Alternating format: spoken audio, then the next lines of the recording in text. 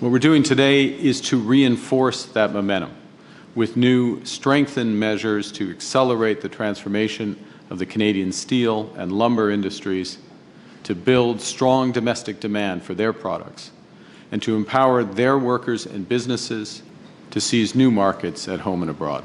So these new measures focus on three core objectives.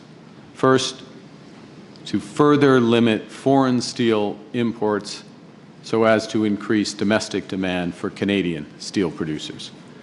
Second, to make it easier to buy and build with Canadian steel and lumber.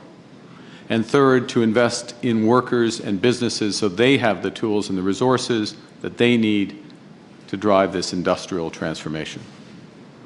So let me start with limiting foreign steel imports to ensure that our steel producers have a bigger share of our market.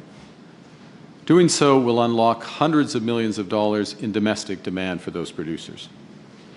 We will reduce tariff-free steel imports from non-free trade area partners from 50% of 2024 levels, as it is today, to 20% of those levels.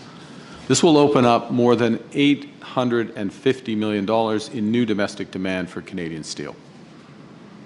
Second, we will reduce tariff-free steel imports from non-CUSMA free trade area partners from 100% of 2024 levels to 75% of those levels, unlocking more than $540 million in additional market access for our producers. We'll impose a global 25% tariff on targeted imported steel derivative products, such as wind towers, prefabricated buildings, fasteners and wires, to grow demand for Canadian-made steel. Those products as a whole represent about a $10 billion market.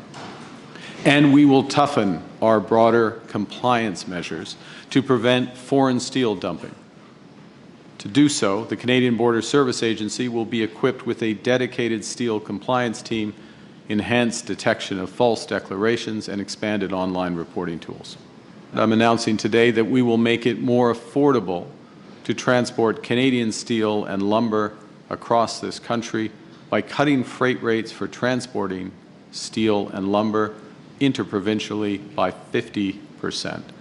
We'll do that through funding directly Canadian National and Canadian Pacific Kansas City Railways. And finally, we will increase protections for Canadian steel and lumber workers and those businesses so they can adapt and seize new opportunities.